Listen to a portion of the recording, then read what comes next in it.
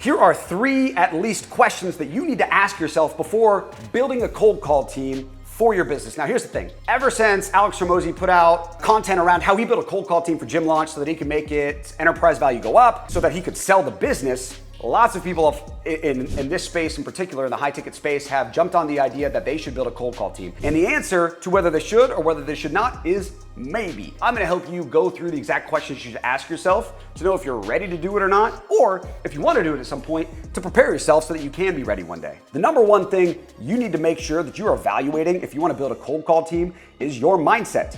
Are you willing to wait and put the time in and figure it out over months, even if you don't get a quick result like you might have from a call booking funnel or VSL or organic outreach on any sort of social platforms or anything like that, because it's a different beast. Go re-listen to the podcast that Alex Hormozi did with Taki Moore, where he talked about building the cold call team. How many results did they get in month 1, 2, 3, 4, 5, and 6? And what kind of conversations did he have to have with his executives to make sure that they stuck with it long enough to get results, right? Go listen to that and see if you're willing to do that first. Now, here's the thing. If you are willing to do that, you can actually get results much faster than that. I've built cold call teams for clients that have booked 14 meetings in the first week or done 96K in revenue in the first month or whatever else, right? That 96K in revenue came from one cold caller. We have a cold caller on our team who booked 8 meetings in his second week, okay? So that's pretty cool. But even if he didn't book 8 meetings in a week for 2 months, we would have kept going with it. We know it's a slow burn. We just happen to have done it a lot and be like kind of good at it. So, but the number one thing is your mindset. Are you looking for the cheapest dollar and the quickest meeting? Now, if you're a solopreneur, this is different. I'm talking about building a team. If you're a solopreneur, rip some cold calls, figure it out, get a script, listen to some of our content and the best way to do it, and you might close some of your easiest revenue that way just by virtue of being able to handle the conversation on the phone, okay? That's number one. Number 2 is, can you think through your targeting in a targeted enough way? The spray and pray method is terrible, okay? If you are literally just spraying and praying over the entire industry and with no specific language in your messaging, it's just not gonna work. So you need to make sure, A, it's a B2B offer. If it's a B2C offer, A, it's probably not priced high enough to be worth your time or worth a cold caller's time or worth a team's time. B, you're gonna have a really hard time refining down your targeting enough to make sure that you are sniper laser focused. And C, if you can't do that anyways with what your business does, it's just gonna be way harder to garner results. You need to be laser locked in to not only who you're targeting and being able to track the lowest hanging fruit, and you might have a couple of verticals you work with. You just need to be able to track who the lowest hanging fruit is and make sure you have tailored messaging to each vertical, just like you would in content or ad copy or whatever else. But you need to be able to do that. And then the last thing is, and this last thing, well, the targeting and the messaging, which is gonna be the last thing I'm gonna talk about, you're gonna have to think with a long-term mindset, like I said, right? So you need to make sure that the way you are communicating or the way that you learn how to communicate over the period of, again, maybe even 6 months, 3 to 6 months, can be slowly more specifically tailored to the problem that is keeping your prospect up at night and your ability to communicate it at a 3rd grade level. So that if even someone says that they'll listen to you pitch for 30 seconds, they're gonna tune out about half their brain. So the way you're communicating it has to be direct and laser enough to their problems so that the other half of their brain that is still listening is like, hold up.